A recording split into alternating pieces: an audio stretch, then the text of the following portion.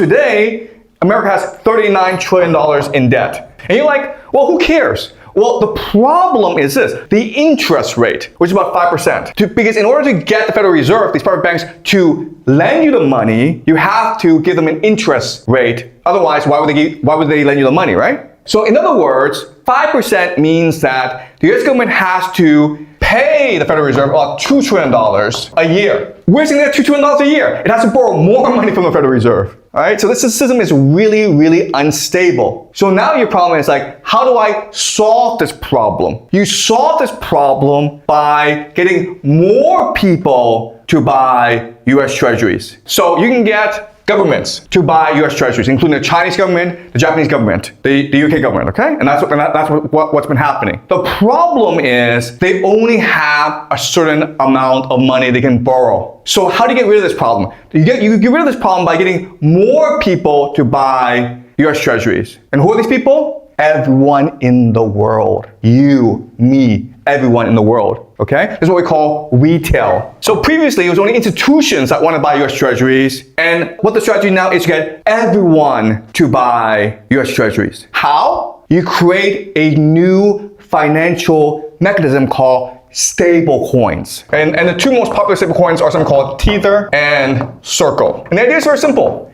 The idea is stablecoins are backed by US Treasuries, meaning Tether and Circle have to buy US Treasuries in order to sell stablecoins. And then you can sell stablecoins to anyone and everyone, including in China, which has 40% savings rate. How? Through institutions like Apple, BlackRock, Visa. Okay, does this make sense? Now you get around the problem of the closed capital account. Closed capital account means you cannot use renminbi to buy US dollars. But with stablecoins, you can now use renminbi to buy Tether or Circle. Do you understand? So now what the US government is going to do is they're going to transfer that debt onto the Chinese people. So you're like, okay, wait, $39 trillion is a lot of money, man. Chinese people don't have $39 trillion. America will never, ever get rid of this debt. But there's a mechanism America can use to control this debt. And this is called financial repression. How does this work? Very simple. US Treasuries are at 5%, right? Really simple. I'm gonna make this 0%, guys. And you're like, wait a minute here. No, I don't understand this.